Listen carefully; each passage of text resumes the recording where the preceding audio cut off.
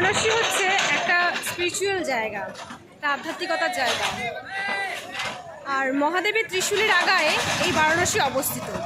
এখন আমি বর্তমানে আছি মণিকঙ্কা ঘাটে। এদিকে হচ্ছে মহাশ্মশান আর এদিকে গঙ্গা শিবালা ঘাট যাচ্ছে।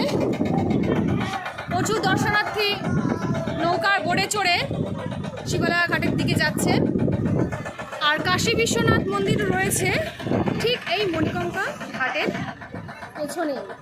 যে মহাদেবের যে কাশী বিশ্বনাথ মন্দির সব থেকে বিখ্যাত, ওয়ার্ল্ডের ভীষণ বিখ্যাত এক মন্দির হচ্ছে বিশ্বনাথ মন্দির।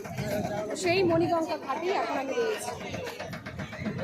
মানুষের জন্ম তথা মৃত্যু সমস্ত প্রশ্নের উত্তর আপনারা এখানে আসলে পেয়ে যাবেন। আমাদের শরীরটা হচ্ছে পঞ্চভূত দিয়ে তৈরি হয়, আর আমরা পঞ্চভূতে মিলিত হয়ে যাব এই গঙ্গার জলে। তাই আমাদের কারোর মধ্যেই অহংকার, বড় কথা, লোভ, আসক্তি, মায়া কোনো কিছুই বন্ধন জড়ানো উচিত নয় আমাদের শরীরে। কারণ সব কিছুকে মুক্ত করে আমাদের একদিন ছেড়ে চলে যেতে হবে। আর এই দুঃখ হরণ করে, কষ্ট হরণ করে, রোগ হরণ করে একমাত্র দেবাদেবীর মহাদেব। হর হর মহাদেব, জয় শিব শঙ্কর।